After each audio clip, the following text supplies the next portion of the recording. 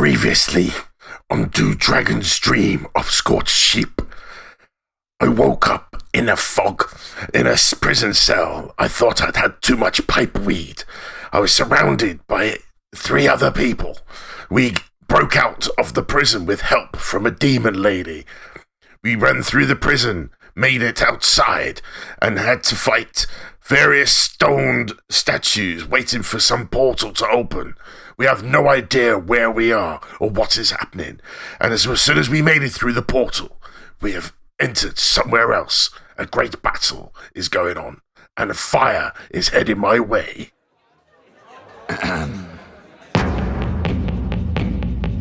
Adventure waits someday if we roll, fighting for our mortal souls through mountains high and dungeons deep, to Dragon's Dream of Scorched Sheep.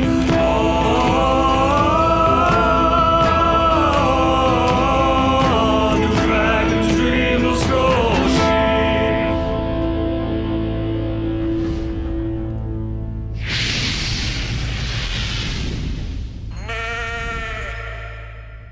Welcome back, everyone, to Do Dragon's Dream of Scorched Sheep. My name is Gadget, I am your DM, and joining me, as usual, playing Treble O'Clef, it is Oodles. Hello. Playing Capri Smitty, it is Candy Machine. Hello, hello. Playing Calbo Greymerkin, it is Biggie. Hello. And finally, the Goliath himself, it is Stig, playing Stigveld. Yo, yo, yo.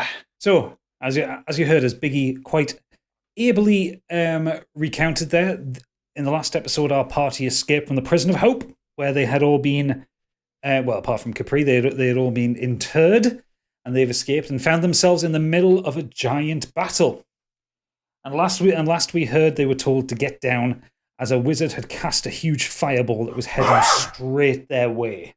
So, party, what do you do when you see a giant fireball coming towards you? Run! Scatter! Get down. Get down. Yep. Before you get the chance to move, however, a soldier, a knight in plate armor, leaps up in front of the wood elf that greeted you, catching the fireball in his chest, and you watch as his entire body incinerates around you, and all that's left of him is ash. Oh my, that was handy. The wood elf turns to you and goes, "We can't let anyone else die for this one. We have to go." And he grabs Capri's hand. Everybody grab each other's hands as arrows kind of fly past your ears and hit off the teleportation circle. Can we not just carry the halfling? Wait, he's instructing you specifically to grab everyone's hands. Okay. So that's what we do. Yep. And he looks down at the ground in front of you and starts muttering. And as you look down, you see there is a pentagram and a circle and candles arranged on the floor. And within a few seconds, you feel yourself become nothing and then become everything once again as you appear in the basement, in what looks to be the cellar of a tavern, standing on exactly the same kind of circle. Immediately, the wood elf drops to the ground and starts kind of rubbing out the chalk circle around you as he kind of gets rid of the temporary teleportation circle that he made. It'll be safe now. It'll be safe. We're far away from it. Thank fuck for that. And he sits there kind of breathing. And you watch as another 2 kind of points of light come back in as 2 of his colleagues appear elsewhere in the room on other teleportation circles, dropping down and doing the same, scratching out the circles that are on the floor. And they're all kind of like on their knees, kind of getting their breath. As you look down at this wood elf wizard in front of you, you see he's kind of got long grey hair. His eyes are a kind of a piercing blue. His skin is golden. He's quite short. He's only a little bit taller than Treble. But when you look at his face, he has a very glamorous face. Like at one point, he probably was a noble, but he's dressed very shabbily. And his clothes are torn, and he's a little bit bloody. He's obviously had a hell of a fight while waiting for you. And he's panting. He looks up at Capri and says, "Did you do it? Did you get the right guy?" We got him, plus a few friends. Who? And he kind of looks around. What? Who are these? You said you just needed the one guy. In the name of all the gods, what the bloody hell is going on here? Yes, we need to know. The wood elf stands up and kind of dusts himself down, and he kind of holds his hand out to you, Trevor. So sorry, where are my manners? My name's Findia Halond. I'm a captain in the Crown Reformation League. The Crown? He's kind of, and he's no, the Crown Reformation League. Oh. We're very much against the Crown. and he kind of Jolly good. lets out a bit of a nervous chuckle at you. As the other two that kind of teleported into the room kind of walk up towards you, a tall female half elf reaches over, is a very elegant looking woman, and she reaches over and she shakes your hand as well, Treble, and says, "I'm Alice." Oh my! Hello there, Alice. My name is Treble. Pleasure. And a human male walks up. He's wearing kind of pockmarked leather armor. Oh, He looks a bit older with scars across his face, and he goes, "Oh, I'm Clifton." Hello there. And Findia kind of turns back to you all and says, "Okay, so if you just give us a moment, you want to have a seat, take a seat. We just need to take stock of what happened." And he gestures over at a table where there's kind of a couple of bottles of wine and there's a tank and there's a barrel of ale. And says, "Please just make yourselves at home." As he turns to his two colleagues and they kind of start talking under their breath, and you can't quite hear what they're saying. But shut up. What was that?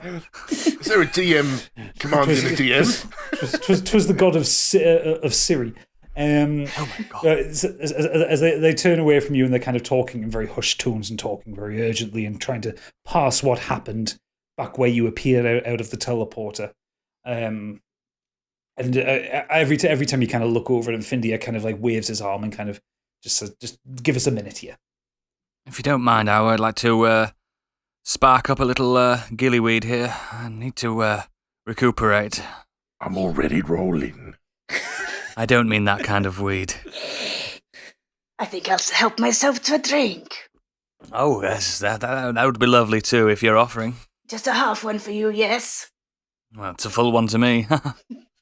Capri hears a thunk as Proserpine, as the piece of equipment that he turned himself into on our belt just kind of falls off and lands on the ground with a clang, turning back into the cat, and he kind of wanders off towards a rather large, comfy looking soft chair. He rolls up exactly in the middle of it and somehow manages, while being quite a small cat, to take up as much space as possible. And he just kind of closes his eyes and starts to purr. Achoo! Oh, that damn cat. Ugh. There's more to that cat than meets the eye. You can't be 100% sure, Treble, but you think you might have heard a giggle when you sneezed. Oh, who laughed? I was saying that right now, my Stigveld is just gone by himself to sit away from the group, just staring at this letter from his oldest friend. Contemplation. Yeah. So, can someone here please tell us what is happening? I am confused. I'm hungover, I believe. I'm slightly aroused, but also scared. So after a moment, the conversation breaks up in the other room. Findia comes over towards you. Says, very sorry. We had to deal with that. And you watch as Clifton kind of walks out of a door and up a set of stairs. Above you, you can hear the sound of a busy tavern. But down here, it's very quiet and very secure. He looks to the group and says, "Okay, so I don't know why you're here. I owed Capri a favor, and she said she needed to get into the Prison of Hope. So The Prison of Hope? Is that not where you were? There's very little hope there. Yes, there's very little hope. It was named ironically, I guess." He kind of shrugs his shoulders at you. Capri, do you have any answers? He just looks quite unsure at Capri as she's downing a bottle of wine. Well, it's the cat, you see. I get very strong feelings from him now and again, and it felt like I needed to get you out. I don't know why. I just do what he asks. What do you mean, what he asks? He just meows and turns into bloody objects. Yes, he meows, but I feel like I can translate what he's meowing, and it's definitely not in my head. So wait, are you not controlling the cat? Is the cat controlling you? Here we have. We've been led by a pussy. I am having the worst day ever. Proserpine's ears prick up and he looks at Capri and everyone in the room apart from Capri hears. Whereas Capri hears. Stigveld is important. I need him to survive. The world needs him to survive. Stigveld is needed. I cannot say any more than that. I know it's important. Let me guess, he's the fucking chosen one. Something like that, I believe, yes. So, how are we all connected? We were in some dream? What is going on? I don't understand any of this. Findia then just kind of looks at you and goes, wait, hang on a second, but did you say something about a dream? Yes, we were... It's hazy, but we all seem to share a very similar experience. A looping dream underneath a labyrinth, underneath a manor. And we all fought valiantly. You see him kind of grip into his hairline and goes, "Oh shit!" And he kind of he wanders off to a table and you see him kind of scratching on some parchment. And he comes back and he holds it up in front of you and what he's drawn is a circle with 3 triangles and says, "Did you see this when you were in there?" We saw that twice. Oh fuck! Oh fuck! Oh fuck! Oh fuck! Oh fuck! We saw a man brandishing that mark. Oh, that's even worse! Oh shit! Capri, what have you gotten me into? I just do what the cat says. And he looks at the cat and says, and he thinks for a moment about shouting at the cat, and then looks back at you and goes, "You've kicked the hornet's nest now. Have you heard of the triumvirate?" No. Okay, you need to be very afraid of this symbol. And he thrusts it into Stigveld's hand, the piece of paper. Listen, Giant, this guy's talking to us. If you see this symbol, you need to get as far away from it as possible. The triumvirate, not to be fucked around with. And if I've heard rumors of them doing stuff with dreams and managing to connect people through dreams. Just obviously you can't stop you from sleeping, but just do your best not to get caught by them. You need to be on your toes. Fuck, and he kind of wanders off, kind of swearing and cursing Capri's very existence for dragging him into anything involving the triumvirate. Wait a second there. How far away are we from this prison place?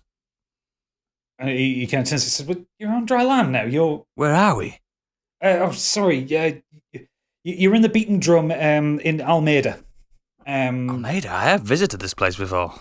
Yeah, it's about 4 days' ride from Fixer. It's fine. You're safe here for a few days. Whatever happens, whichever member of the triumvirate was there, they don't know that you're here. It'll take them a few days to spread the word on the Crown's God. So you're safe for now, but you can't stay here for very long. Oh dear. I would say you've got a few days here. And he goes over to the table with the drinks on, and he just picks up another bottle of wine and just takes a couple of big glugs from it and just kind of calms himself down and says, "Yeah, the triumvirate are really dangerous. Don't fuck around with them. If you see that symbol, you know you're in for a bit of trouble." Are you listening to this, Giant? This is your fault. So, Stigveld is listening to all this, taking this all in, not saying much.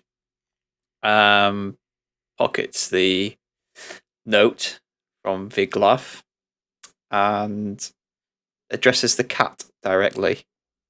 Okay. Proserpine looks up at you.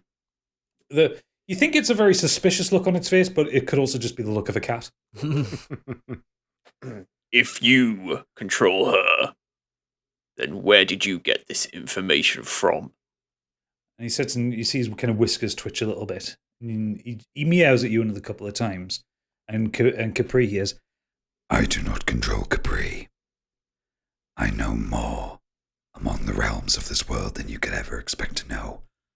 Trust me, you are important." So now we're all listening to a meowing pussy, for fuck's sake. So Capri tells me this, yeah? Yeah, we assume Capri would tell you. Yeah. So. Oh, this does not help. And the cat meows again, saying to Capri, "I'm not trying to help." Why is this cat talking in riddles? The cat looks up at you innocently and just kind of starts licking its paw and cleaning its ear. This is ridiculous. I feel like I'm going crazy here. For one, two, this cat is really getting on my wick. And two, where the fuck are we? I know you've told us, but I am overly confused. I need a drink. I need to lie down. I need a bed.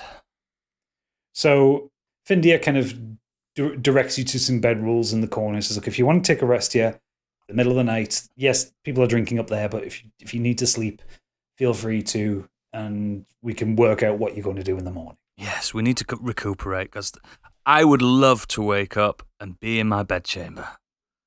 I need to meditate. Perfect. Let's all rest. Okay, so if you all take a long rest, you all kind of... I was just thinking Final Fantasy. you all lie down and go to sleep, and there's kind of a rest. Oh, we got told not to sleep. Shit. As the night takes you all kind of become aware that you're dreaming, and is it quite a lucid dream? You all kind of look to the side of you, and you see all four. You see all four of each other, and then in front of you. The gods are beckoning you. I'm going to turn Siri off. It's because I'm waving my arms around. So yeah, you see you as each you kind of looks left and right, you kind of see each other repeated many times round in a circle, and in the middle, this figure just kind of comes out of smoke in front of you, and it's Dain from the jailer not from you the prison. Again. Oh, well, look, doesn't this still work? I can see you all. I need to pinch myself. I'm sleeping. I'm dreaming. This is not real. This is not real. Can I roll a perception check to get out of the dream? Would it be perception? Yeah. Okay, roll a perception check. We'll say it's perception now. Okay. 1. Fucked it. You are sleeping harder than you Looks ever like slept. I'm having a dream. As Dain walks up to Treble and kind of a version of Treble and kind of puts his hand around his chin. Goes, well, little one, you're not getting out of here. But isn't it lovely that we're all reunited again? Get away from me, you cur! As you kind of swipe out, and your hand goes through him as smoke, and he kind of reappears back in the middle of the circle. So, one thing that I didn't know was whether, if you left the prison, I could still do this, and I still can. And look, it's gotten better because it's me. It's not Denethor, and quite suddenly his body turns into the ghostly shape that you remember from the Dream of Grasswell. You! And then he turns back. You again? Yes, me again. Did you not put that together, you idiot? Well, it's a dream. What was that? Oh, we've had run-ins with this creature before. This charlatan, this... I don't bloody know. We need to put an end to this facade. Well, the thing is, Dragon Man, where are you? If you tell me where you are, I'll come find you, and I can put an end to this permanently. That is not going to happen. Why don't you play nice? Because you see, I can... Why don't you fuck off? Well, someone's feeling ribald tonight, aren't they? And he chuckles to himself as he takes off his gloves and walks towards a version of Stigveld. And he kind of, because he's kind of a human male, he comes up to like Stigveld's nipple, and he kind of looks up at you and goes, You think you're the hard man? You think just because you tower above this dream version of an artificer that you are stronger than me, or that you can defeat me? I think not. You're possibly thousands of miles away from me right now, and I can still get into your head. I can get into all of your heads. I'll find you, and I will make sure that you never set foot in Sheol again. And then the dream collapses in on itself, and you all wake up. Morning. That was not good. The hell was that? So before we continue, let me just assume we all had the same dream. Yes, I believe we have. That man again. Mm-hmm. That wretched, slimy man. And he really didn't like you, did he, Stigveld? I'll crush him. Right, okay, so we're having some shared hallucinations now. This is absolute magician textbook sorcery. This is nothing. We're being, I don't know, we're being punked here. No one's Let us break bread at the table. We need to discuss all of this and have a plan. We are linked somehow. I still don't trust the demon girl. Nothing but trouble since I've met her. Explain yourself and get that cat away from me, please. The cat chuckles openly in the corner, and you all hear it chuckling this time. Wait. That was us hearing it chuckle. Yes, he does that from time to time. So Findia kind of comes back down the stairs and says, "Morning, everyone. Did you sleep okay?" And he's carrying a plate of like kind of breads and meat and a big kind of jug of water. Do you have any cheese? Placed on the table. Yes. We have some cheddar here, and he puts like a little plate together with a bread roll and a couple of slices of cheese for you. Thank you. How about wine? And he looks over the table. I think there's still some in that bottle over there, he says, pointing to the bottle at the far end of the table. Maybe you should have a glass of water. I think It's early for wine. It's never too early for wine, and you should hold your tongue. I know how I work best, and it's with wine. Feisty you are. Can I just ask, are we all fully healed now? Yeah, you're all rested. You're all fully Yeah, healed. that's Any spells that you've cast out, you've got your spell slots back. Yeah, I'm still a potion down though, aren't I? You're still a potion down because that's a consumable. Bastards. Sorry about that. Butterfingers. Is there a shop around here? I need to get some skins. And Findia turns to you and says, "Well, there is a potion shop in the market. She's a bit expensive though, so I hope you've got some gold on you." No. No, this is the problem. I know I need to get back to High Dawn, but it is thousands of leagues away, and we have no gold, and it will cost a lot of gold. You're from High Dawn. High Dawn in the mountains? It's half a world away. It's going to cost you a lot of time and a lot of money to get to High Dawn. Forgive me if I'm wrong, but that's a different continent.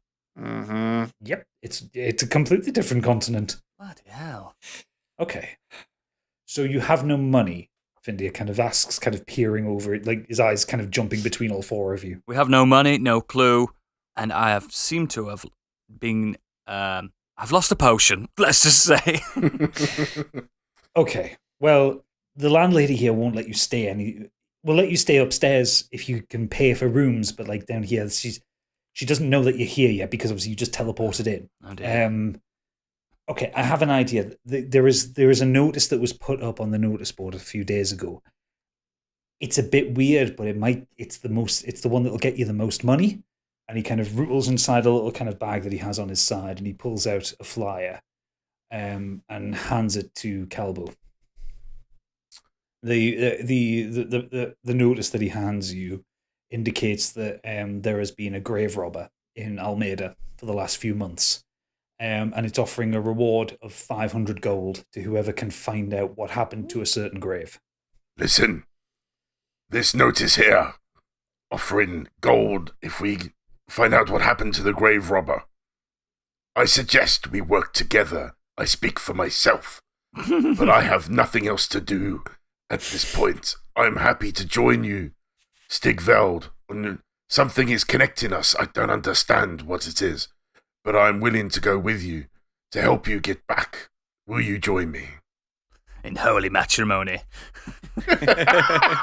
You said, "Nah, mate. See you later." I work best alone. There is clearly something linking us, and until we can break this, we should stick together. We need gold. We need provisions. So let's take this job and fill our sacks. Remind me what the tavern's name is again. The Beaten Drum. Ah, the Beaten Drum. I believe this tavern is down a bard. Oh no. I could maybe get us a room for the next few evenings with some of my skills. Findia looks kind of puzzled at you. He says, Alice is the resident bard here. You'll have to speak to her about it. Alice, what's her surname? Who the fuck is Alice? Alice, and Findia looks at you. Alice Woodleaf, the half elf that appeared with us. She helped in the rescue attempt. Oh, she's the bad, is she now? Yeah, she plays a wonderful violin. Violin? Oh, how exotic. Oh, yes. How exotic. Well, I have this Oh, it seems my strings have snapped. Never mind. If you can get some money, there is a luthier in Almeida who could fix your lute for you. Dragon, we'll do the job.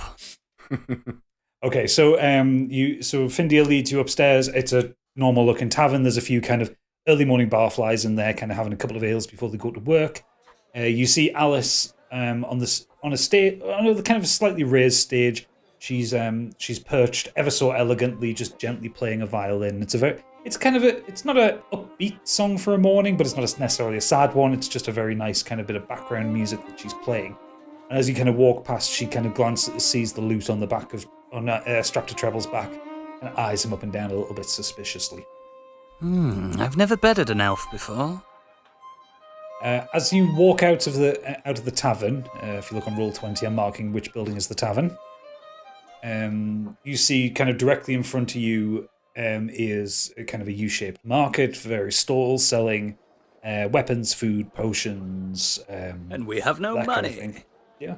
Immediately to your right is the brewery that feeds the tavern itself and also feeds a lot of breweries in the area. You can see a load of dwarves that are kind of working, carrying things like barrels and kegs between the building itself and kind of. Are they going? I ho, I ho! It's off to work we go. As one of the dwarfs looks over you, making that joke, he goes, "Fuck off!" And carries on with it. I just looked down and it wasn't me. If you turn behind you and look to the west, you see you're actually on the coastline. You're on the top. Like the town is kind of built at the edge of a cliff, and leading down there is kind of like a fisherman's hut and a dockway and that. But if you walk towards the east, you will walk into the town itself, and it's not the biggest town in the Kingdom of Welbeck. It is reasonably bustling. There are people kind of wandering back and forth. You can hear a lot of people in the market kind of chanting onto each other, and a lot of sales being made and a lot of copper and silver being passed hand to hand. It's not a very high-paying area. As you can see, most people are paying in copper and silver rather than gold. Gold being obviously the more expensive form of currency in the area. When you look at the notice, you are given the address for where you need to go, which takes you, you walk past the market and just to the north to a rather large house overlooking a set of trees and a set of fields towards the north. A lot of the houses are very similar in structure, similar in style. They were already built at the same time. This house looks a little bit different. It looks a bit newer, a bit grander. It looks basically like three houses that have been built together and made into one large house. And you kind of walk up to the large oak door. That's a big door. It's just a door. It's just a door. It is just a normal sized door, but by treble standards, it's fucking enormous. Knocking. No one answers. After a few minutes, the door kind of creaks open. You hear a small voice behind. Hello? We're here about the notice. One moment. And the door closes, and you hear a couple of chains open, and then the door opens, and you see a young human woman. She's dressed in rather kind of an ornate dress. She looks very well to do. If you kind of glance past her, you see the house is full of artworks, and it's very well decorated. You'll hear about the notice I put up. Please come in. And she gestures you in. She kind of pushes a kind of auburn hair out of her face. She's got very soft, dark skin, and she kind of leads you into the lounge area of the house. Please sit down. And she kind of gestures you towards some very luxurious sofas. Okay. Tell us more about this job. She kind of wrings her hands and she looks a little bit sad. She says, My name is Isabel. I work. I'm a banker in Fixer normally, but I've come back. My husband died recently. He died to the draconic plague that was left after the war. And she kind of she holds a kind of a handkerchief to her face, and she kind of, you can see her eyes start to well up a little bit, even just talking about her husband. He's only been gone a month, but the grave robber in the area, and she kind of chokes a little and says, took him. And she kind of sits down and kind of starts to cry. He took the bones. Took the body. It hadn't even become bones yet. How disgusting. What? The Proserpine hops up next to her and kind of nuzzles his head against her arm, and she pets him softly, and he starts to purr. Where is this grave? It's over at the east side of the town by the church. His grave's not the only one. It's a lot of graves have been taken. How long has this been going on? Roll an insight check. Yay, a 4 plus 4. What, just Biggie? Yeah, just Biggie, yeah, because he asked. It's just, I don't know how long. I think it's been happening a while. Have there been no guards placed around the graves? The guards aren't interested in the dead. They're barely interested in the living up here. We've asked. We offered them money. We offered them rewards, and they aren't interested in chasing down someone who's stealing bodies. It's all grisly, if you ask me. I agree, she says to you. She kind of looks at it. I'm so sorry, where are my manners? Would you like a drink? Any of you? Yes, what have you got? She kind of gives you a slightly dirty look at your eagerness for a drink, and she reaches over to a silver decanter in front of her and pops the cork off, and you instantly smell like a very expensive brand of wine. And she pours kind of 4 small glasses and says, "Help yourself." Is that Goblin's Knob wine? No, it's Goblin's Tackle. It's the special edition. Oh wow, I'd like a glass of that too. A toast then to your husband. Yes. She bursts into tears again. Sorry about that. Proserpine looks up at you, Capri, and just goes, Don't judge me, cat. He judges you again. This is disrespectful to the dead. We will do this. We absolutely will do this. She chokes back her tears and kind of blows her nose a little. Thank you. Is there anything else that I can do to help? Was your husband buried with anything? Anything of value? Anything of importance? He was buried with a gold ring that was left to him by his father. I see. He wore it around his neck. It wasn't one that he wore on his hand. It was around his neck. I believe it was a magic ring. A magic ring, you say? He always told me it was a magic ring, but he never put it on. I don't know if it's magic through sentiment or magic through actual magic, but it meant a lot to him. We are not from round here. Anything you can help us with this town? I spend most of my time in Fixer. We just have the house here. My husband used to run the farm behind the trees. The people here are friendly. The church less so. But I don't know. We don't have any suspects because the Crown's Guard won't investigate. We'll do it for you. Is there a save point here? Don't you worry about this. We'll do it for you. If you point us in the right direction, I'm sure we'll get to the bottom of this. If you'll allow it. Thank you. Thank you so much. Thank you. Please, just... However, there is one caveat. Of course. Can I have the ring? Sure. Excellent. She just kind of looks down. Proserpine hisses at you. Such a little bastard. I just want my husband's body where it belongs. Then it shall be done. And she hands you a map of the area and kind of marks off which grave would be his. I'll take that. And she kind of looks up and down at you all and says, "It's very unusual. No, everyone who's come asking about this has assumed that there would be money out of it, but you just want the ring. I want the ring. I don't know what these people want. We need the money. You guys can take the money. I want the magic ring. 500 gold, the flyer says. We want all Yes. 500 pieces. Yes, that can be arranged. I have that available. If as soon as you come back here, you can take it. Then it's done. Then we shall make way. So she stands up and kind of leads you all to the door. Thank you for the goblin's tackle. You're very welcome. And she reaches into a box which clearly has just recently been delivered and hands you another bottle. It says, "Just take it for your health." And I'm pretty sure Capri just steals that from my hands.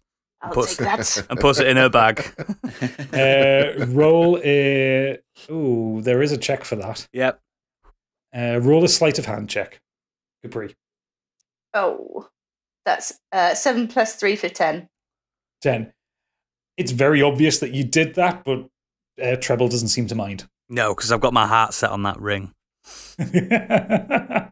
Okay, so you leave her house and you head past a ruined tavern, which appears to have been burnt down through fire, as you head east and you make it to the graveyard. It's still daylight at this point, and as you kind of look around, you see there are a lot of very old graves there. But you can also see there are about 5 or 6 graves that have been dug up. Is that a big mausoleum or a church? No, that's the church. Excellent. I say we've been here before. Graveyards really give me the creeps. So we search? Shall we split up, or what shall we do?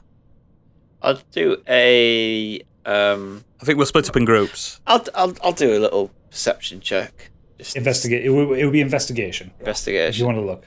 So are you looking at the graves? Are you? Yes. Okay. So roll investigation. Is it investigation? Perception says lets you spot, hear, or otherwise detect the presence of something. Well, I guess Graveyard, I guess mate. There's not much happening.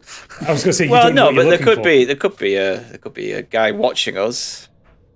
I mean, yeah. I mean, You always okay, assume the roll, worst. roll perception then. Alex, you'll just say no one's watching you.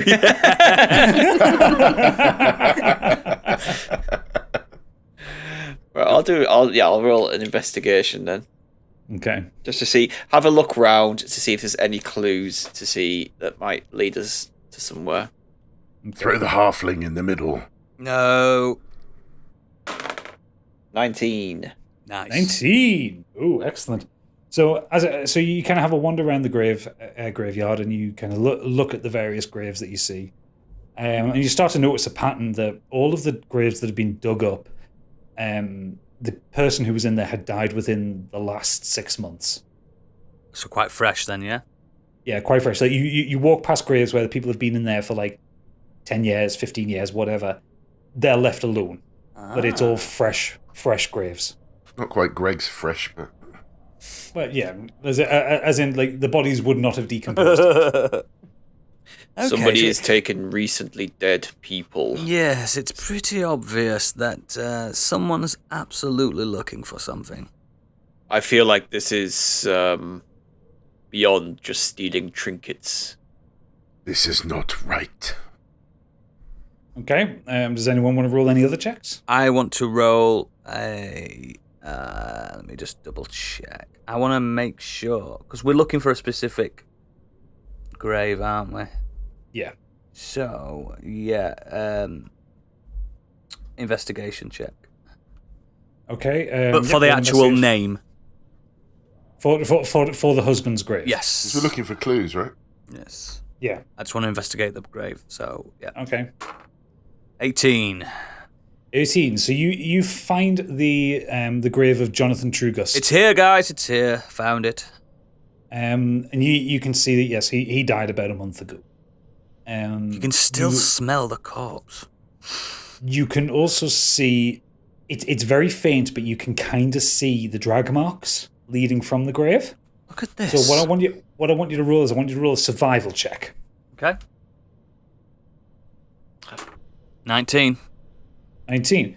So you get down onto your hands and knees and you give it the full Bear Grylls and you start to follow along, follow these. In fact, no, even better, you give it the full Geralt. Oh. And you Come start on, to Roach. see, you start to follow the trail as it leads north away from the graveyard. Yep. Am I just leads- scuttling off on my own a little bit? Yeah. You're scuttling off, and it kind of leads through a gap in the trees to the north. Okay. And you find it leads to this kind of very large sinkhole. Look at this. Everyone, come hither. What's done this? I don't know, and I hope it's not some kind of landworm.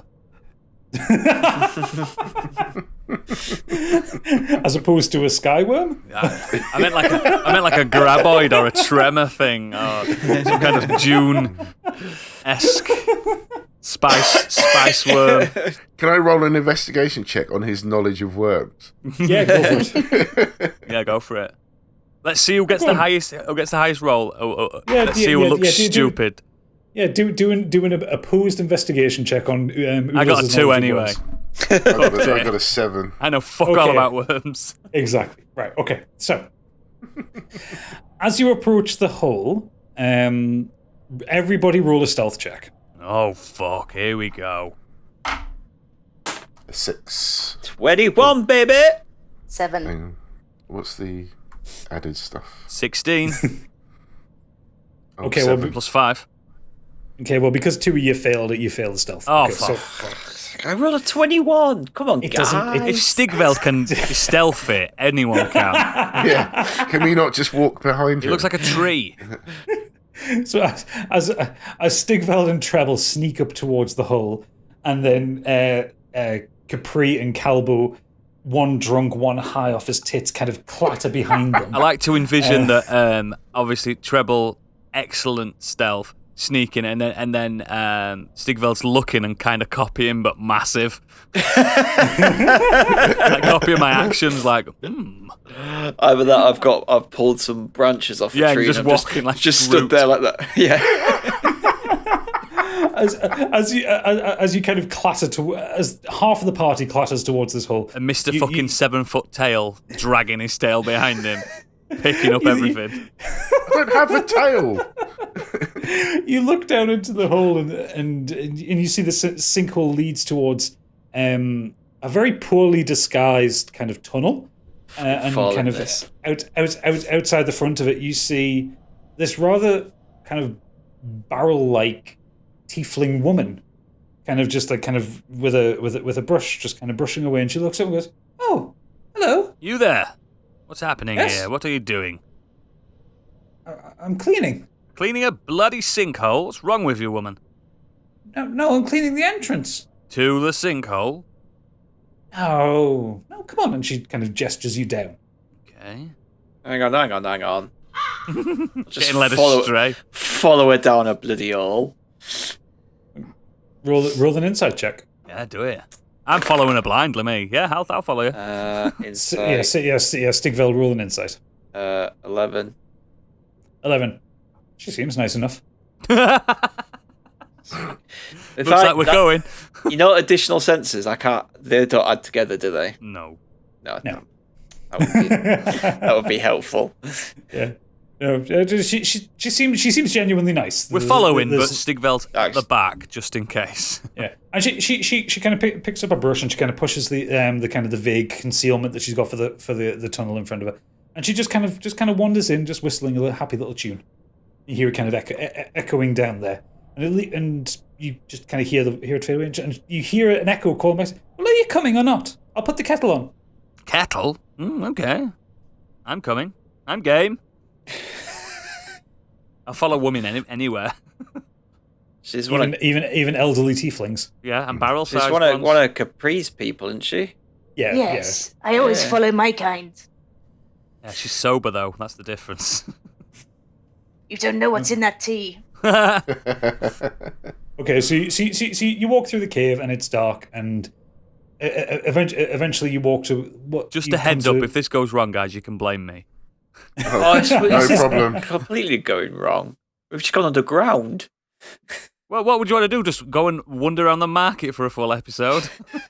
I'm sure we'll get killed by a ground worm. Just go back and just go back and lie to the woman. Ah, yeah, we found him. He's fucked.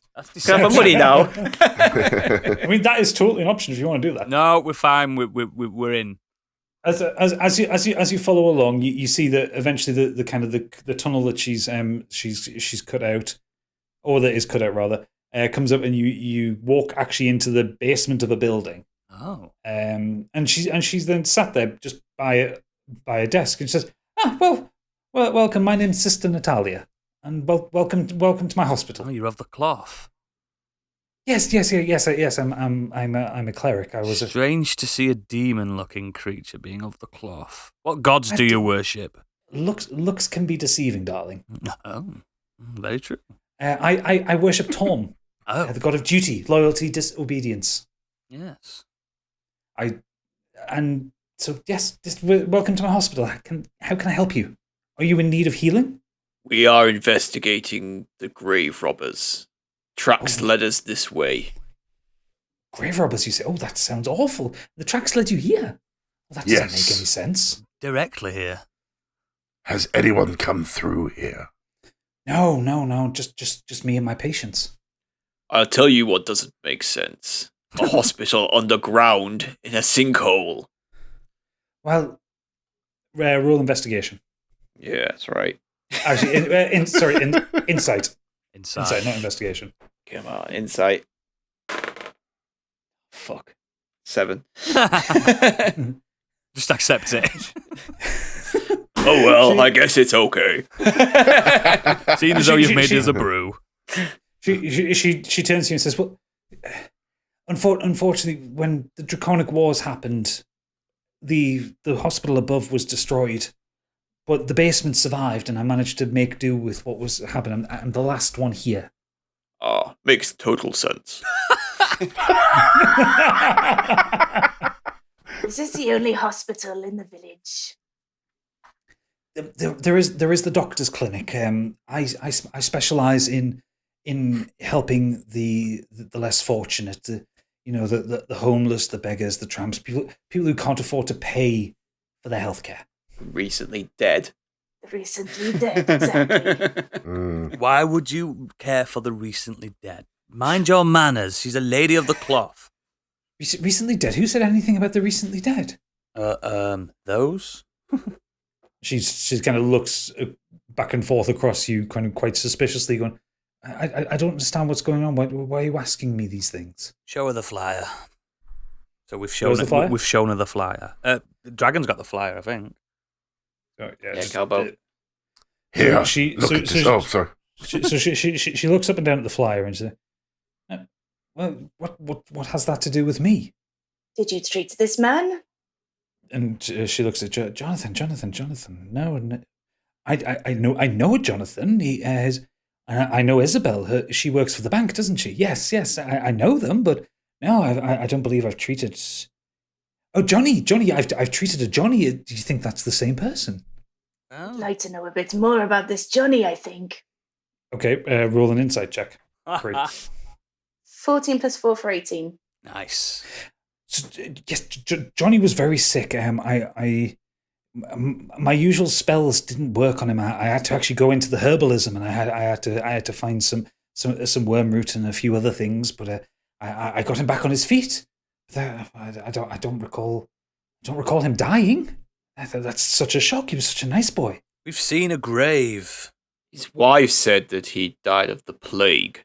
Yes, recently as well. Oh yes, that plague has claimed many lives. It is brutal. There isn't much we can do about it. The transmission is just so rapid. How many patients do you have left in here? I have 4. Okay. Do they have the plague? No. They are more or less back on their feet, but they just at the minute they don't have anywhere to go. So I'm trying to work out what I can do about them. Okay. So go on, carry on. Just outside larger. She, the woman who's going to pay us, lives in a big house. This place is for tramps and beggars and people with no money. So he wouldn't have been treated here. No. Ask her Unless that. he had something that he was ashamed of, maybe. He didn't Or the want plague. He Yeah. had the plague, didn't he? No, Syphilis. Syphilis, I think she means. I Oh. was getting at. I don't trust this woman, but we'll No, need to- I'm a bit dubious, but we've failed all Yeah. these bloody checks. need Oh, to- you still have one? Oh, so- I mean, the thing is, you can have as many checks as you like. You just have to have a question to go with it. Dragon, maybe we should, Dragon, it looks like you want to say something. You've been awfully quiet. Also, okay, I will give you a little bit of help here. Someone roll a history check. I'll Well, do I'm it. good at history. I'll do it. I haven't No. rolled. 19, baby. You remember that the Draconic Wars ended 60 years ago. I wrote a tale about the Draconic Wars. They ended 16 years ago. No, 60. 60 years ago. Mind my accent, sorry. It's still a bit foggy from that the other day. Yes. Common is not my first language. I do apologise. 60? No, that doesn't seem right. It seemed so long. It seemed so recently. Are you mad, woman? I just straight up stabbed this woman. Giant, behead the woman. Something isn't right here. Do you have Let us see your patience that you have here. Before that, Dragon, do you have any records of your patients? Do you keep a file? Do you keep any documents? No. The document store was destroyed when the hospital was destroyed. Coincidence? It's why I can only treat a handful at any given time. Okay. Continue, Dragon. Sorry. Let us see your patience that you have now. Yes. By all means. And she leads you out of the main room, and I realize for the listeners I haven't described the main room. The main room is just it's a simple square in a basement. Looks like it's got a wooden floor. Yeah. It's got a wooden floor, table and chairs, and a few sconces kind of lit around it. She leads you through a very narrow corridor. Love those narrow corridors. Yeah, it's Because they're easier to my- create. Yeah, it's just my map maker. I generated this like literally about 10 minutes before we started recording. Wow. Yeah, because I didn't figure that you'd get here this quickly. We don't fuck about. We're a great team. We're like the Scooby Gang. Should we have gone somewhere else? No. This is the right place to go. Don't We worry. missed 2 skirmishes in the market. We missed a fight in a pub. So as you walk into the room, the room contains 5 beds and 1 broken bed, and you hear a shambling and a shuffling from 4 undead who are just Oh my walking shitting round. days. They do not pay you any attention. They are dressed in patient's gowns. What the fuck? One of them is sat on the floor chewing on an animal leg. The others are just shambling around back and forth. And she turns to you. Natalia turns to you and says, "Well, these are my patients. As you can see, that they're up and about. They're moving around. They're much better than when they came here." Dragon, do me a favour. And we're going to have to roll for this as well. Pinch me. I think I'm dreaming again. Okay. Roll an. Oh, what would that be? Roll an investigation check. 4. Fuck. In fact, actually, no. Roll again. Roll a perception check. That Perception. would probably be the better one to do. I'll take it. 15. 15. Oh yeah, this shit's happening. Oh, no.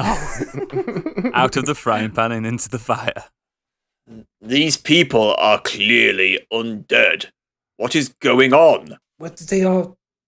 They're alive. They were really sick, and I nursed them back to health. Can I do an investigation check to the woman's eyes? See if she's blind or not. Yeah. Good. You can doing do an it. investigation check on her. Yeah, that's what I'm doing. 20. Bang. Boom. Got you. 20. You look her up and down, and even the smell in the air, you can feel that she is nearly 200 years old. What? And tieflings don't live that long. What's the average lifespan on a tiefling? About 70 to 100. Oh, About wow. human age. Oh, wow. She's double the age she should be. You can roll an Arcana check on her. Yep, I'll do that now. 19. Get in. You're rolling really well. I'm fucking doing it here tonight, boys. You feel the presence of a slightly weird, slightly unusual, but you can definitely tell there's a magic that she's used to extend her age, and there is an element of it that has affected her mind. Capri, this tiefling. Can you sense that? What I'm sensing? Yes. Yes. How long do your people live? Oh, well, it depends how much you drink, but usually between 70, maybe 80, 90, you know. This woman, just by looking at her clothes and the smell, she's way over that. She doesn't look like she's washed in decades. One of the undead kind of just ambles past you. Proserpine kind of just jumps back up onto Capri's head. They're there. And kind of clings onto the top of her hood, unsure what to do with himself. Talk to your cat. Can we check and see if any of the undead are wearing the ring around their neck? Yep, roll an investigation check. Oh, good call. It's mine if you find it. 16 plus 4 for 20. 20. Yes, the one furthest away from you to the north of the room, he has a gold ring around his neck on a chain. He is the least decomposed. He's the newest. You can still see his black hair, and he's kind of you watch him as he kind of ambles towards the wall and kind of bumps off it and bumps off it and bumps off it, like So he doesn't know where he's going. They're not paying us any attention, right? Yeah, they're not aggroing or anything, are they? No, they're not aggro. They really don't care about you. and Natalia kind of moves past the broken bed to the south of the room, takes the animal leg off the one that's sat on the floor, and it kind of lunges over and bites her, and she kind of pushes down. Bad naughty boy, you just sit there. And you watch as she casts cure wounds on herself. And then she said, right, okay, I'll get you some more. And she kind of wanders off down another corridor to the side, which you would assume would be the storeroom. Before we go off into that, I ain't going nowhere yet. No, old bumping off the walls boy at the top there. Yeah, I'm gonna go over and just take the ring off him. No, I was just gonna do that. No. It's my ring. I'm not gonna take the ring. I'm taking the ring for evidence that he's alive. You can have the ring. I don't care about the ring. Excellent. I'm just going to snap the ring off so we can show the wife. Right. Okay. Yeah, you do that. You don't need to roll a check for that one. He doesn't care about you. Right. So you kind of walk up slowly behind him, and kind of he just turns around to kind of look at you, and you just quickly whip forward, grab the ring, and kind of pull it off, and step to the side as he kind of steps to where you had just been. I roll against Stig to try and get the ring off him? I'm going to give you the ring. To put in my pocket. I'm literally about to say it. I'll walk over to Treble and give him the ring. That's fine. I'll take it. Okay, so Stigwell comes back and joins the group, hands the ring to try and fight Treble. me every time. So, Capri, I have a question. Yes. This is not right. We need to put a stop to this. We need to speak to the tiefling. Yes. So Natalia, as you're having this discussion, Natalia walks back in the room and hands another animal leg to the one that kind of lunged at her, and it kind of sits back down on the ground and just kind of chews away at it. It's like a very dried, very heavily salted animal bone, so you can see it's like really tough on its weakened teeth. So it's going to be sat there for a while, and then once she's done with that, and she comes over and says, "Is everything okay? We need to put a stop to this madness." What madness? She asks you. She pulls kind of her hair down and starts kind of playing with that ponytail. Woman, these are undead. This is just strange. Are you the only person down here other than these four things? Yes. It's just me and my patients. Everyone else died. Let's go into the room next door. So if you go into the room next door, it's a small and a little dogleg corridor, and there is simply just a bed there. Right. Okay. And there is nothing in there. You can see towards the north of the room what would have been the stairs leading back up to the main hospital. And if you kind of peer into there, everything's just collapsed with this kind of burnt wood and stone. I've got an idea. This is literally entirely Natalia's Something, life. yeah, because she's clearly taking these bodies. I've got an idea. I want to get my rapier out, listen, and pin it to the lady's abdomen, and demand she tells us the truth. So I need to roll for something like this, don't I? Intimidation. You would need to roll intimidation. Yeah, I don't want to hurt her. I just want to. I'm getting annoyed. I've got my ring, and I just want to. I want the truth, so I'm demanding the truth with a 1. Okay, right. Roll it again. You're having a laugh. 1. Oh, you crit failed our first critical fail. Oh no! Okay, let's look down the matrix and see what you're Big going old to tough do. halfling get. Yeah. Oh no. Okay, so you. Let me just. Listen, woman. This is Viper. So you put you. So I rolled a 10 to a 14 on this one. So you pull the rapier out, and as you go to kind of hold it to her stomach, you trip over your own boot and you face plant the floor. Roll a d4 of damage. Oh my god. 1. You take 1 damage. You burst your nose. Blood goes Hang everywhere. on. That's 3 1s in a row. I know it's 2 different dice, but that's ridiculous.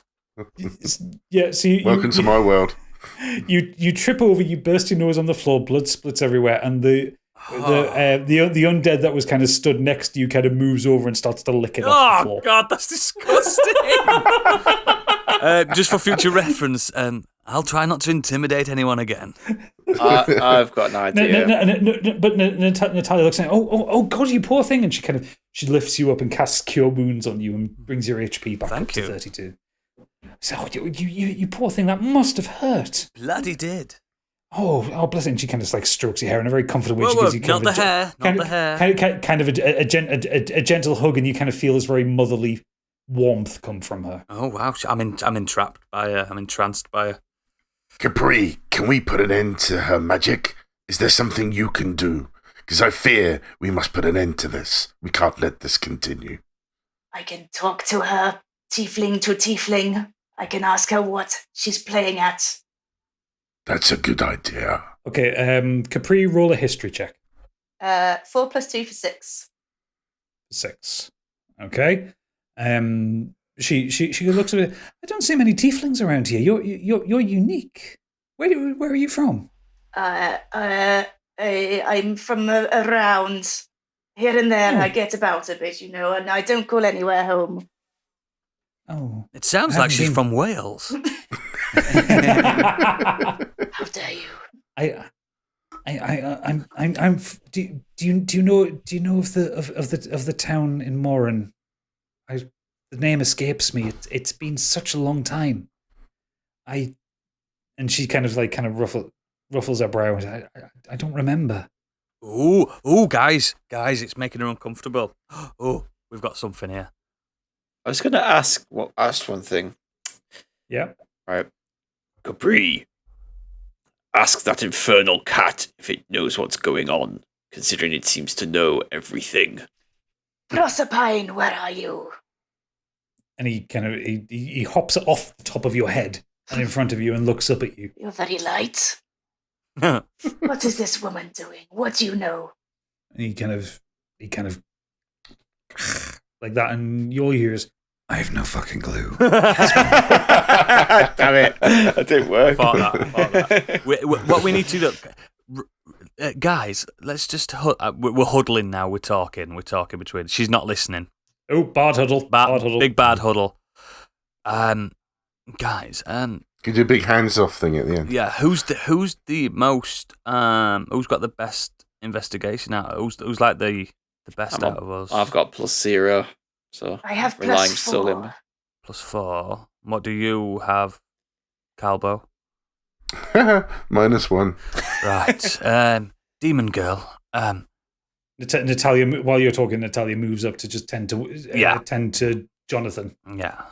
Demon girl, I'm going to inspire you with a poem. I'm going to use some bardic inspiration to try and get a little bit more. I want you to focus on the memory part. I want you to ask her if how she remembers how she got here and things. You know what I mean? I want you to get deep into her. You want to know her history, how far back it goes. Yeah, so I'm going to do some bardic inspiration so you can roll an even better history check and get some, I don't know. History or it was investigation, wasn't it? Everything. Just roll it off. Okay. We need to get this out of her. So here's the poem.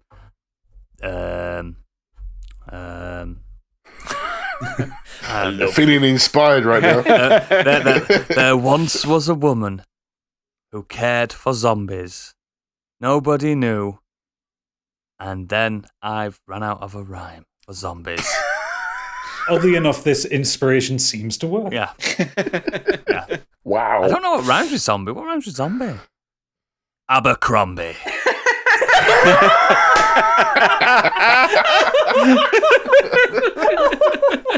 Now you're inspired. So I'm going to roll for investigation then, because that's my +4. Concentrate on the memory aspect, because she seemed really like saddened and confused by the fact she kind of almost like, shit, what am I doing here? I got a rubbish investigation. So I got 5 + 4 for 9. And what's the inspiration on top of that? So you can roll a d6 on top of that and add it to that. So if you roll a d6 as well and add it to that score. And that's 9 + 4 for 13. 13, okay. So what do you ask her? That passes instead. Tell me more about this village. You seem to have interesting and emotional memories attached to it. You're among friends. We won't judge. Well, I came to Almeida before the war. I worked here for quite a while, and like you said, there was the doctor's clinic, and I've seen a few doctors working there. But this hospital was for the homeless and for the waifs and strays and those who couldn't come. And I studied under an elf. Her name was Ina Sildi. Do you know of her? I do not. Tell me more. She taught me the ways of the gods. She taught me of Torm. She taught me the spells. So, people would come in, they would be injured, they've either been kind of attacked by wolves or orcs or goblins or whatever, and I would tend to their wounds and we would send them on their way. But then the war happened and the hospital, it got destroyed, and we kind of have to move operations down here, and all, like my teacher Ina, she died in the war. We lost a lot, and she starts to get very emotional, and I did everything I could to try and keep people alive, but people just kept dying.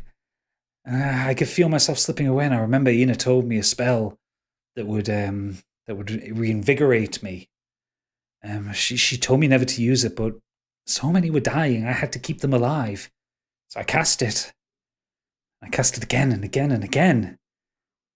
And the war ended. Thank God the war ended. And people kept dying. And my cure spell, my cure wounds, it stopped working. So I looked in her book, and there was this one that it didn't have a name, but it healed people. But the villagers, that they have something wrong with them. They keep burying people who aren't dead yet. So I dig them out and I heal them, and I do my best to heal them back and let them back out. But and she kind of starts to kind of trail off. Bardic huddle. Away. Bard huddle. Yeah. This woman doesn't even realize she's a necromancer. She's an accidental necromancer. She does not realize they are dead. I believe the spell is. I might be wrong. I'm not a scholar on spells, but I believe the spell she's using is corrupting dead bodies.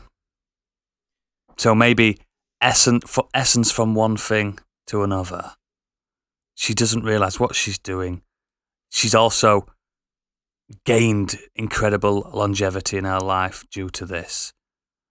If we can't reason with her, it needs to be stopped, and then we need to go investigate somewhere else. So just for the benefit of the doubt, the spell that she's casting that she doesn't know what it is called Animate Dead. She's a necromancer. Not intentionally. She is a cleric. But Animate Dead is one of the spells that she has learned. She just doesn't know what it is. Right. Her heart is pure, but she doesn't understand this madness. So I am going to give you DM notes at this point. What you do now is up to you. You can fight her if you want, Fighting's a bit strong. or Oh, you can try and solve this peacefully. There is no wrong answer to this quest. I think rather than fight her, I think we need to get rid of these walking corpses and shutting down this clinic. How do we put a stop to her? So I would also point out that if you attack the corpses, that will aggro her. Whoa. Because bear in mind that she is she believes she's healing these people. So if you does any of do any of us have some kind of decloaking, de-spelling? Because this woman's clearly mad. We need to unmad her. Medicine, you can check or diagnose an illness. If she's got an illness. Would that work? I mean, you can try and do a medicine check on her. Well, if anyone's got a decent medicine bonus. Let me have a look. I've got +1, but I was just... +2 I've got. Nope. 0. I'm not sure if it'll help. I'll try it. I'll roll for a medicine check. 1 second. Okay. 16 +2. 16. +2. So as you look over her, you definitely get the feeling that her mind is slipping away, that the magic that she's using to extend her life has unnaturally... Yeah, it's taken a toll on her. Has taken a very mental toll on her. Yeah. Everything that she is saying is true. As far as she is concerned. Yeah. I don't think she's evil. She is definitely evil. She's the definition of lawful good as a cleric. Yeah. So there is no malice, the intention. She genuinely believes she is doing good in this world by doing what she is doing. Is there any... Has anyone got good persuasion? Persuasion. Got +3. I haven't. Yeah, maybe I have you can... exceptional persuasion. I've got +7. There you go. I've got Maybe +3. I think you need to try and persuade her that what she's doing is wrong. Is wrong. Yeah. And that she needs to let these people rest and also let herself rest. And burn the clinic down. No, she needs to stop. I have fire. She needs to stop extending her life. She needs to accept that maybe it's time for her to rest. The war is We need to over. convince These her, people yeah. have died, and yeah. So if the great gods, aka the DM, heard that, that's what I'm going to do. Okay, so roll for persuasion. Come on. Let me kiss this die. Next week. What did you get, Oodles? You got +7. 11 +7. Oh, so you got 18. Yes. I just wanted more. You wanted more. So, okay, so what do you try and convince her of? I try and convince her that what she's doing, even though it comes from a good place, it's ultimately against nature. And if she's lawful good and she's a cleric, she needs to understand what she's doing, as it's just crossed a line that she didn't realise she'd crossed. Okay, so tell her that. Tell her in your words. Because at the minute she's kind of just fussing over the reanimated corpse of Jonathan. Yeah. Kind of brushing his hair back, kind of tidying up. Oh, look at you, such a handsome boy. Excuse me, may I have a word? Yes. In private. In private. What was your name? Sorry, I didn't catch it. My name's Treble. You may have heard of me, the great Treble O'Clef. No, but I don't really get out of the hospital much. Okay. But it is lovely to meet you. You seem like such a nice boy. I am an exceptional young man. I need to just talk to you. What you're doing, even though it comes from a good place, I can see your kind of heart. You're ultimately crossing a line. I know you can't see this, but these are walking corpses. What? Just trust me. Look into my eyes, my beautiful eyes. She kind of stares into your eyes, and you can kind of see like almost like a deadness in her eyes. Like she isn't dead, but she is far too old. You need to you need to rest. Don't you think it's time to just sit on a porch, smoke a little pipe, and have a little drink and get out. You've done all you can. It's time to let us deal with this. She kind of looks at you and kind of looks at the shambling corpses around her and says, but what about my patients? We see the dragon there? He's a doctor. Yes? He can deal with this. Trust me. Oh, okay. It would be nice to have a rest. Go and see the sight. Go to the beach. Go and relax. Trust me. You leave. You can come back in a few days and everything will be just the way you left it. You can leave them in my capable hands. Capable claws. Okay, so yes. I get the feeling of where you're going with this one. You are going to have to roll a deception check on that. That's fine. I am being deceiving. Because you're no longer trying to convince her to end what she's doing. You're trying to get rid of her to kill the undead. We could have got her to take the spell off. Surely that would have been easier. 19. Bye. 19. Okay, so she's going on holiday. She kind of like wrings her hands and goes, okay, and she kind of looks up at Calbo and says, You'll take proper care of them. Jonathan there, he's nearly ready to go home. Oh yeah, take real good care of him. Okay. My name is Dr. Moray. And she kind of looks down at Trebling and says, okay, bless you, child. And she kind of taps you on your head, and you will gain inspiration for that. Excellent. Which goes onto a character sheet, which can be used at a future date. Right, and she shuffles back to the room which had her bed in it, and you hear her kind of rustle around, and then she comes back out with kind of like just a kind of a sack on her back and goes, okay, I'm going to go and visit my sister. Perfect. That'd be a great idea. See you later. Bye. Bye. And she kind of shuffles out, and you can see as she's moving, like kind of the age of her is kind of creeping into it. You didn't notice it before, but she is very old, and she kind of leaves through the tunnel and kind of leaves the town. Okay, now I need to say something now then. Now she's left. Giant, are you listening? Yes. You wanted to sharpen your axe, didn't you? We do need to get rid of these. I'll leave the disposing of the corpse to the big guys. We need to do it tastefully because this is still that woman's husband. I'm walking out of the room because I don't want to see it. Okay. So, swift massacre. So Treble's not involved with this one then. Nope. So, I mean, I guess you three can go crazy. Roll initiative, everybody. I'm going to roll the initiative for all four of these together. So basically, they're always going to act as a group of four. Oh, for fuck's sake! 14. 1. That's just your order, Biggie. It's not that bad. Yeah. Oh, so Stigveld is 14. Yep. 18. Was that 18? Yeah. Yep. And Biggie? It was a massive 1. Oh! That's the 4th one we've had tonight. And the zombies all roll a 7, so they'll act in order at between Stigveld and Biggie. Okay, it's a 2 actually, because obviously initiative is +1. Oh wow! So yeah, knock yourself out. And Treble's not involved in this entirely, is he? No, I'm just out having a cigarette. Sat down on the chair. He's out. All right. Okay. We'll put some in. Okay. Right. Okay. So Capri, you're up first. I want to do this in kind of a humane way, so I would. Decapitate. I agree. And the most humane way I can think of doing it would be a crossbow bolt to the head.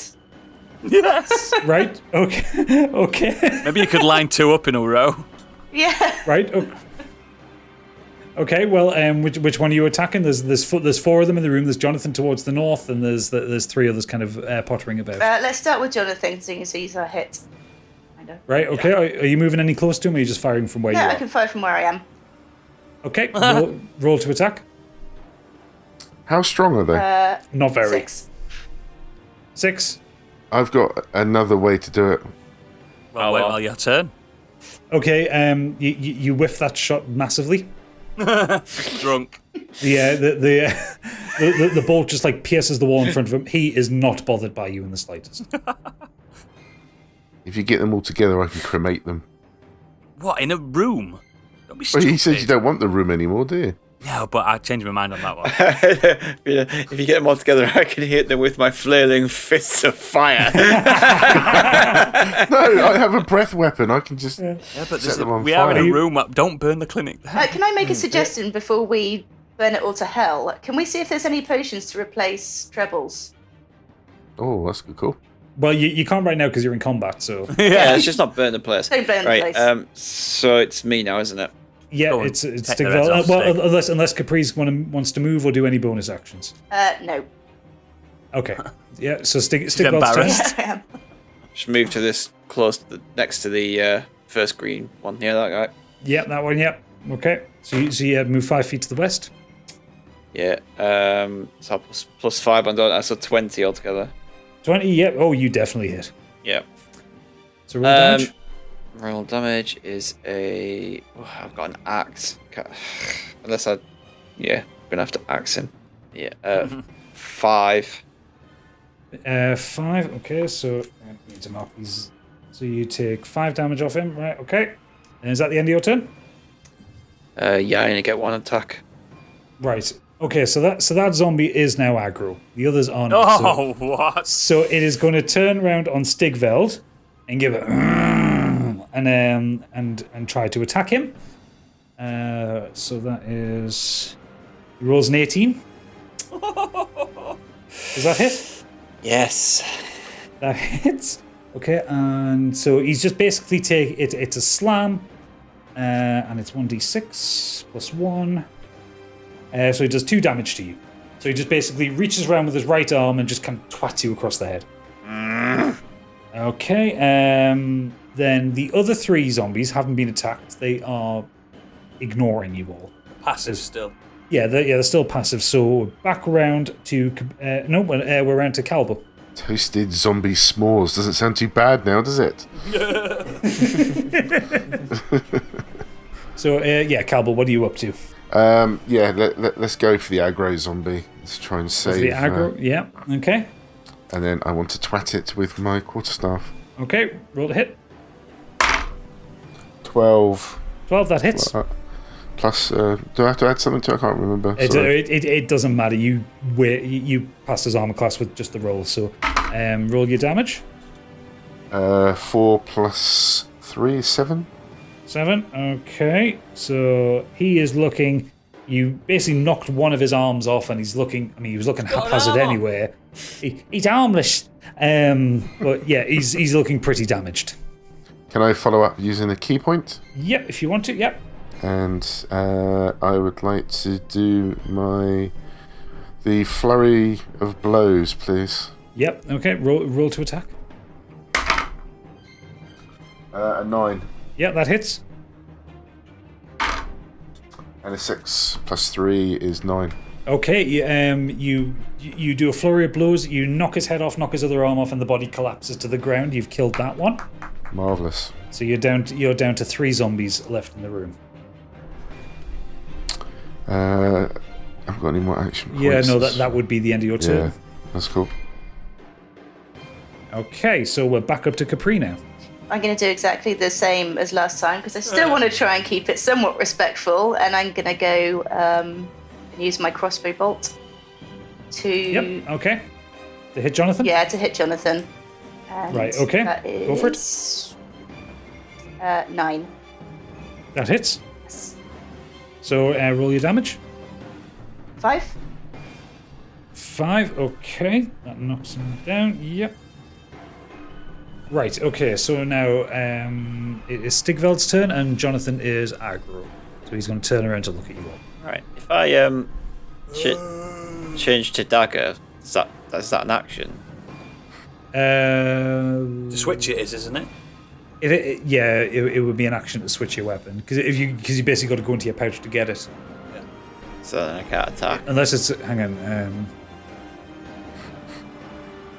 Actually, you know what? I tell you what. I will look that up in the future. You can use your dagger. Just assume that it's just in like a scabbard by your side. Yeah.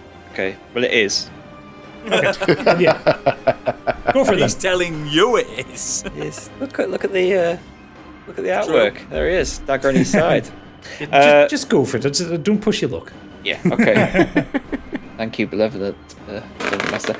16 to to hit. 16, that hits a hit. And which one are you hitting? Are you hitting Jonathan, this guy closest to us. All right, okay. So that's a 6 plus. No, sorry, wrong dice. Sorry. No worries. It is D4. Okay, so that's 3 plus 3, so 6. So 6 damage off him. Right, okay. And he is now aggro and looking at you two. Okay. I thought I might have killed him. That's why I went for the dagger to be respectful. They have 1 second before you do the next turn. You all okay in there? Should have just taken an axe to him. So the What, to treble or the zombie? No, the zombie. right, okay. So Jonathan is going to move 10 feet, and he is going to take a swing at Calbo, because you are the closest to him. That is a 15. Does that hit? It certainly does. It certainly does. That's a D6. He does 5 bludgeoning damage to you, as he just kind of and swings his arm around and clatters you across the chest. And now the one Was that 5, did you say? Yeah, 5 HP of damage. Thank you. And the one that Stigvel just shanked is going to move down towards him, and he is going to attack in the same way. That's a 3, so he kind of swings wide and misses him completely.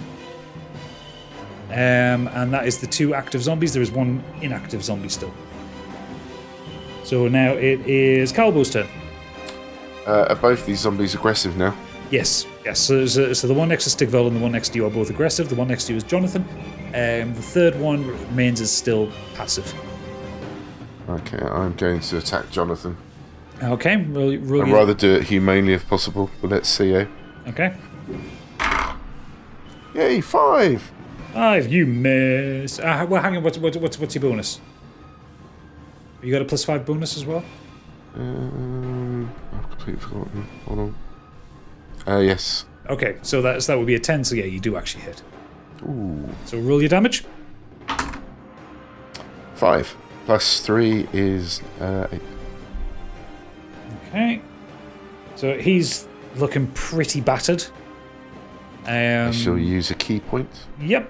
So you want to do your, I'm assuming, flurry of blows again? Yes. Okay, roll to attack.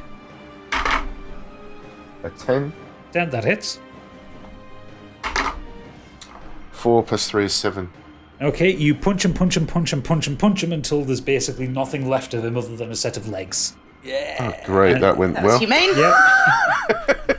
And I think that's Biggie's first kill ever. I hope she doesn't want an open coffin. She's already opened them. Right, next up is Capri.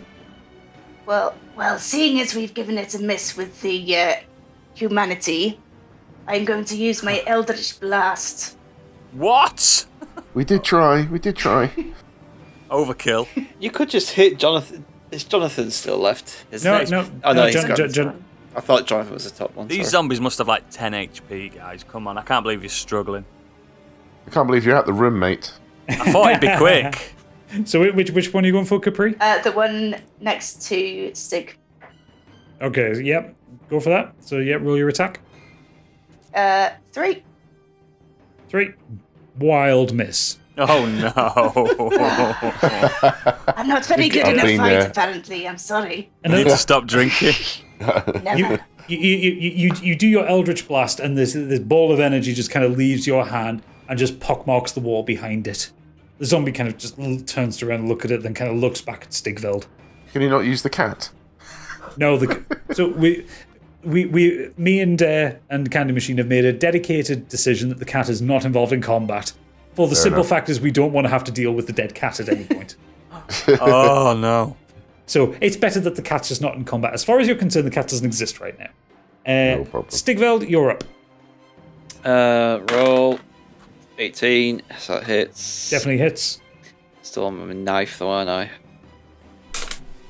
4 plus 3, 7. 7, okay. Right, and again, he's looking very worn out and... yeah, I know he's a zombie, he's not looking the best at the best of times, but he's He's very hurt, even though he can't. As zombies anything. go, he's one of the worst. Yeah, basically. He's had 12 HP done on him, so he must be close. I think they've got about 15 HP, mate. Just guessing. He's never going to tell us. Go on, I can't Biggie. believe you can't kill a zombie. Pathetic. Okay, so it is now the zombie's turn, so he is going to swing at Stigveld. Yes. That's a natural 1, so let's do the confirmation check. Ooh, that's a natural 1 again. What does he do? Ooh. Zombie. Because it would be... Knocks his own head off.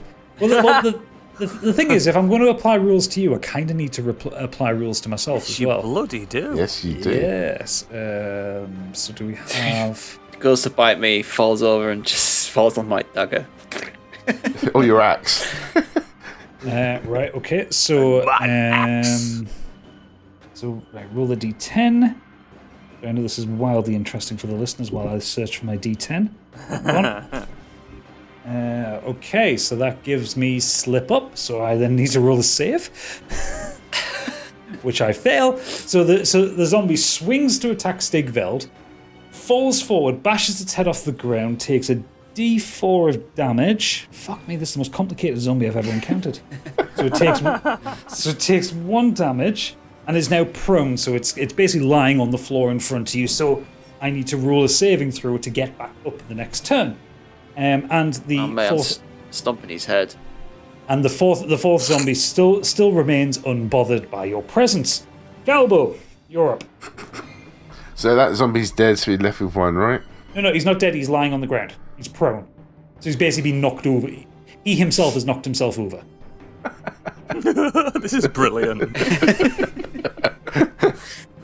Stupid zombie. So, as one action, I might as well just fire a dart off here Okay. at the Did you say zombie. fart then, or dart? Dart. Although my fiery fart could be quite lethal. Dragon fart. So, yeah, I need First to rope. roll. That's exactly. I was just about to make the same Roll joke. fart! That's 11 plus 5. Yeah, that 16. hits. That hits. And damage, it says D4, right? Yeah, D4, so that's the pyramid-looking one. 2. Have you got a bonus on that? Plus 3. It's 5.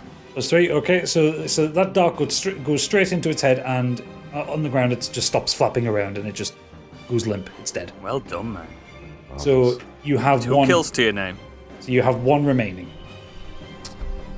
3 So- kills? Did I not kill the other zombie? So I've killed them Capri, all so far. Capri, you're up. He got the final kill after we did all the work. Kill stealing. Glory hog. How he plays Call of Duty. I'm going to use my special move, which is my crossbow bolt again. Oh god. Super Okay. special. I'm trying so hard for this just to be not horrible.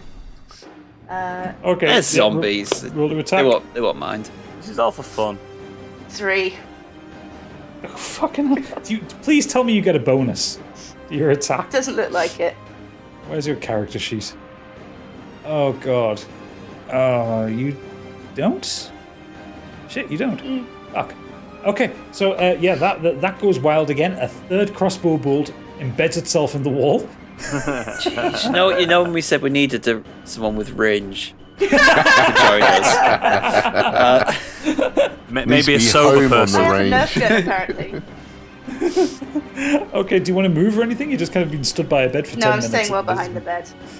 Right, okay. Safe, Can I check something quickly? With my darts, how many of those do I have? Is there like a limit or something? I can't see it anywhere. I don't think there is a limit. We're just going to assume that your darts are just weapons that you have. You're like Phil the Power Taylor. You've got so many darts. Yeah, like... That's a dart joke, by the way. Like there's a Hawkeye, just keep pulling arrows. Yeah. Arrows Yeah, or like- Legolas. Yeah, like if any of you kind of transition to being like bow and arrow users, I'm not going to keep track of arrows because that's just a pain in the arse. Yeah, because on the Can be obviously season on 2.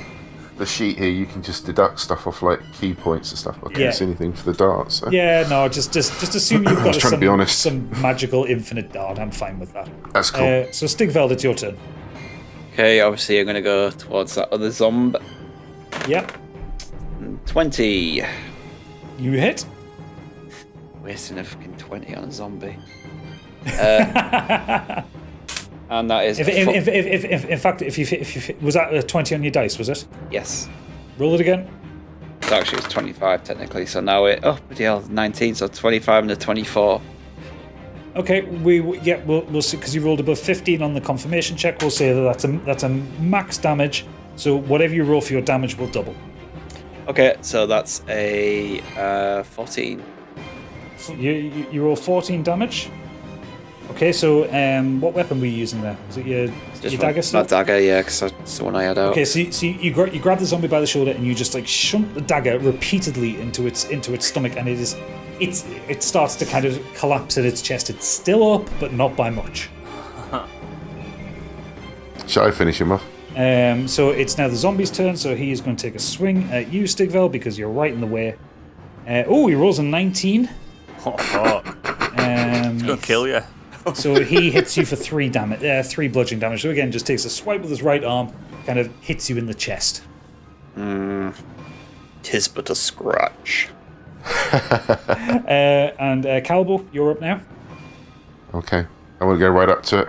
Yep. Bring out me old trusty quarterstaff. Is it that trusty? Yeah, we do say that, but yeah. Bonk it on the head. Here we go. Bonk.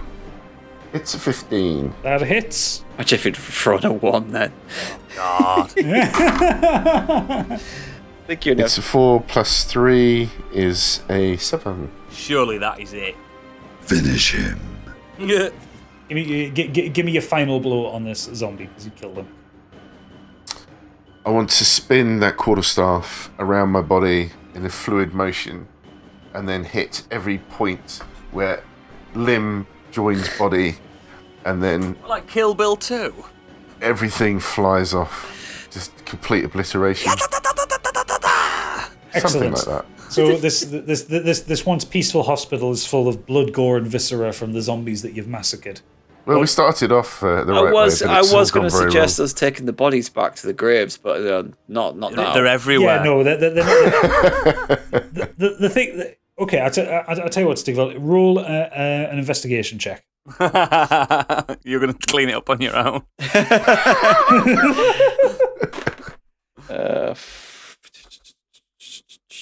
5. 5. You're not sure which bits go with which body, so you just kind of collect enough for a body to take back to Jonathan's grave. Assuming this would be good enough that possibly that Isabel wouldn't ever dig it up to look at it. Right, so is that... He seems taller. Is that the zombies dealt with? That's the zombies dealt with, So, and Natalia's left. This is what happens. I come back in the room. Oh? We're covered in blood. You've been having a nap. What in the 7 hells happened in here? They fought back.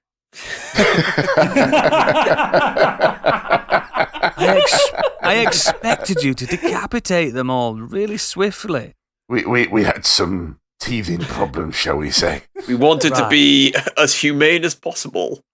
I think before we leave, we better do one last investigation, see if we can find anything in here. Okay, well, Treble, roll an investigation check. Okay, that took you so bloody long. 14. 14. You find 2 gold pieces in the pants of one of the zombies.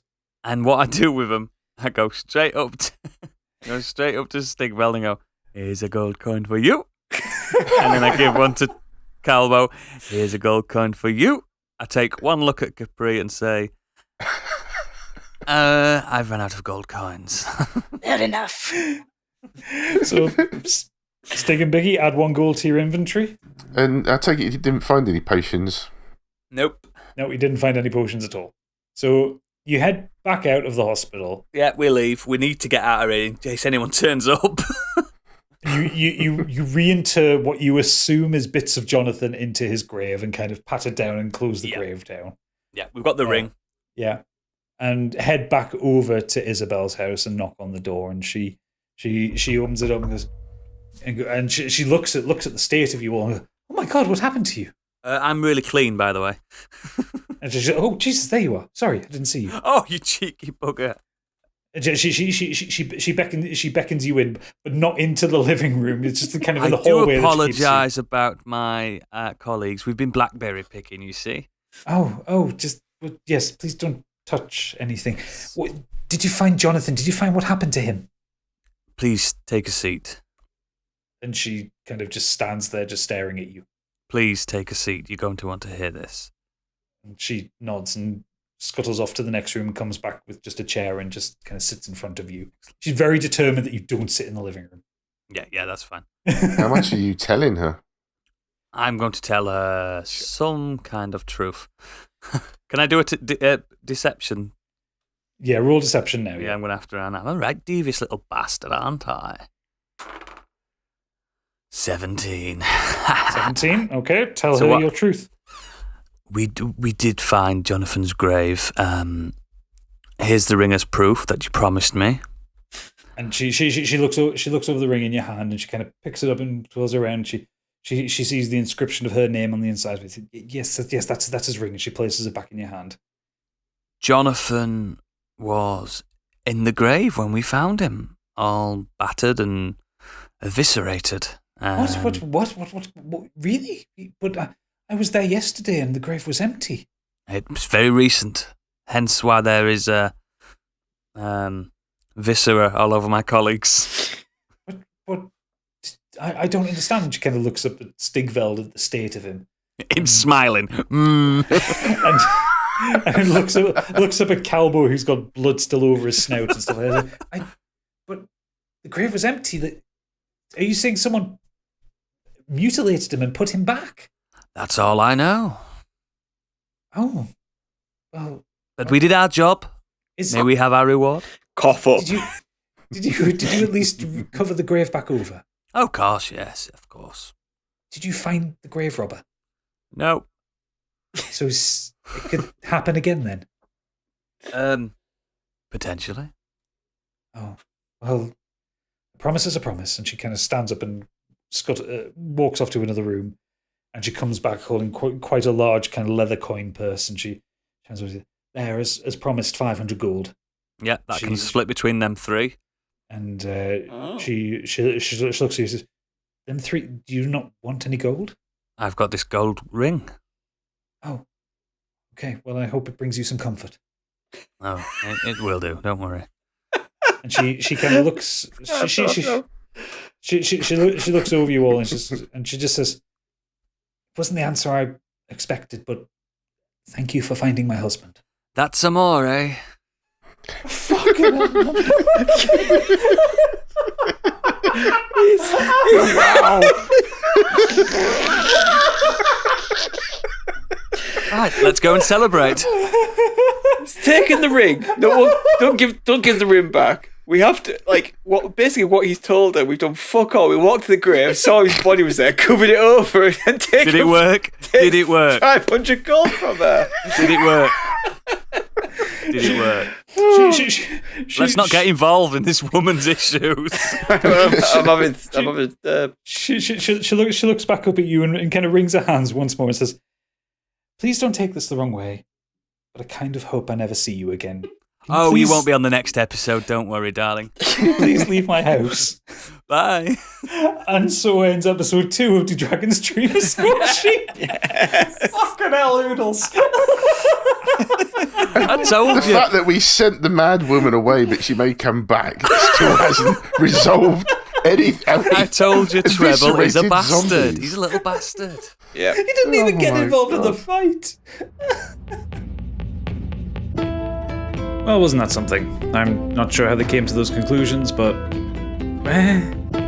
Do Dragons Dream of Scorched Sheep stars Stig as Stigveld, Candy Machine as Capri Smitty, Oodles as Treble O'Clef, Biggie as Calbo Grey Merkin, and me, Gadget, as the DM. Thanks to Reddit user Pinged Powers for the concept of Sister Natalia's Hospital that I adopted for this episode. There's a link to his original post in our D&D behind the screen if you want to check out the original concept that he put down. We have a Patreon. You can pledge at £5 a month to get ad-free listening, early access to episodes, as well as battle maps and art created by Candy, and any other bonuses like music or DM notes that we'll be putting together as time goes on. If you're a Patreon subscriber, you can also submit NPCs and items from the link in every Patreon post. If you want to support our other podcast, Modern Escapism, you can subscribe to the Biggie Bundle for £7.50 and get a whole host of extra bonus episodes, like our watch-along spoiler cast for the new Marvel TV series Loki. Head to patreon.com/Modern Escapism to sign up. Deadbeat Punk did that, so did Aaron Muren Heath, Kieran Corrigan, Todd Story, and John Lister. They all did that when we launched, as well as many, many more. So don't miss out and head over there straight away. You can find us on Twitter at Scorched, on YouTube if you search for Modern Escapism. You can also follow Modern Escapism on Twitter. All of our personal accounts are also listed in the show notes below. You can join our Discord using the invite link in the show notes for more chatter across both of our podcasts as well. The next episode will be out on the 2nd of July. Until then, remember to stay safe, wear your mask, and never let a wasp steal your beer.